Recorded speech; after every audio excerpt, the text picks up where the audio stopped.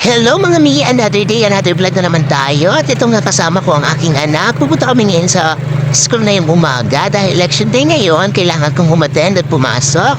At ayan nga kasama ko ang aking anak dahil wala naman siyang mag-aalaga sa kanya sa bahay.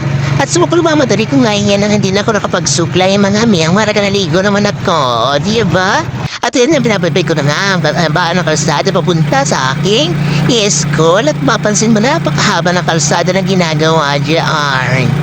Ewan ko kung bakit inuuna nilang gawin ng mga kalsada na maaayos pa kasi dito sa mga kalsada na bako-bako at butas-butas na. Nakaiba talaga ang trip nila mga mi. Medyo na talaga hindi ko maintindihan ang mga nangyayari sa paligid ko mga mi kung bakit ganoon. Ewan ko ba sa trip nila mga mi, bakit ganon? Yan lamang ay aking opinion, baka may magalit naman sa akin dyan. Isang nga rin pala ito sa dahilan kung bakit medyo nalilate kami, mga mi, kasi nga one way lamang ito.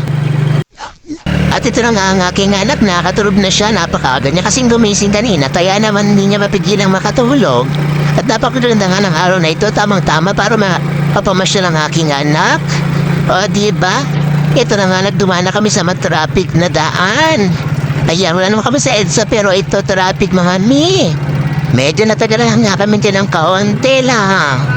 Pero ito na nga, passport na natin yan. Ito na nga kami sa school. O, diba? Yan nga pala yung classmate ko. Shoutout nga pala din sa aking kaibigan. Napaganda. O, diba? Ito nga pala kami nakapila para bumoto ng mga mi. At ito, ayan mga classmate ko magaganda. O, passport ride na ulit tayo mga mi. Nandito na kami sa mas malapit na kainan. Kung saan sarap din naman ang mga pagkain. Ayan o. Kita mo yung aking anak kumakain siya ng fried chicken. Fried chicken daw kasi ang gusto niyang ulam mga mi. Ayan nga, naparamihan kain ko dyan kasi nga wala naman akong almusal kaninang umaga. At yun naman ang aking anak nagtataray pa dyan sa harap ng camera. Nag-outfit check nga pala siya dyan. Oo, tinaman naman kung paano siya pumuhos. O, diba? Mataray talaga yung batang yan eh. At ako naman doon sa likod na talagang todo ang subo ka dahil gutom na nga ako dyan. Grabe nga ang kinaba ko ngayon. Dahil napakarami ko kumain. Ang lusog-lusog ko na nga. O, diba? Ewan ko ba kapag iisipin ko mag-diet ay para akong pinanhihinaan mga mi. At kapag nga ako nag-exercise ay laging pang day 1 laang. Yung day 2, kain tulog na naman. Paano nga naman ako papayat nitong kain ako ng kain? Ayan nga yung aking anak, walang ginawa dyan sa harapan ng camera kundi mag-pakyut Pagpasensya nyo na nga pala ang aking bumuputok-putok matiyan dyan, tingnan nyo naman. Aba, kalahin mo namang nakatalawang rice ako dyan.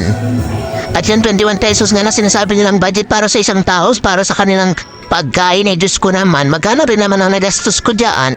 Ating ulam nga lang palang in-order ko dyan, tsaka kanin, 2. At yung fried chicken ng aking anak, inabot na din ng 120 pesos. At thank you nga pala sa aking kaibigan ni si Shania. Ayan, binigyan niya nga pala yung anak ko ng ganyan, pati 50 pesos. Tuwa-tuwa nga pala ang aking anak at sabi niya, may money na daw siya. Matapos nga namin kumain, dumiretso nga pala kami dito sa school ng aking asawa, kung saan siya nagtatrabaho o dito sa Rizal National High School. O ayan nga yung ama, ang pinagbiyak na bunga. Nakasimahot na ang aking anak niyan dahil binuhat siya ng isang estudyante at nalungkot siya. At ito nga may pahalo-halo pa nga ang mga teacher ng aking asawa. Maraming salamat nga pala kay Ma'am Odette. Tumambay na nga lang ako dito ay nakalibre pa ng halo-halo. At tinan mo naman itong aking asawa, napakasipag na guro. Nakakainab tingnan at ito nga boring nga ba na ang pakiramdam po dyan. Antop na po ako dyan. Ganito pala ang pakiramdam na wala akong ginagawa at nakatunganga lang. O diba? At ito nga inabot na kami ng napakalakas na ulan. At hindi mo nga akalain na napakaganda ng sikat ng araw kanina ngayon ay biglang lakas ng ulan. At ayan, pauwi na nga kami. Talaga namang bumuhos na ang ulan yun sa araw na ito.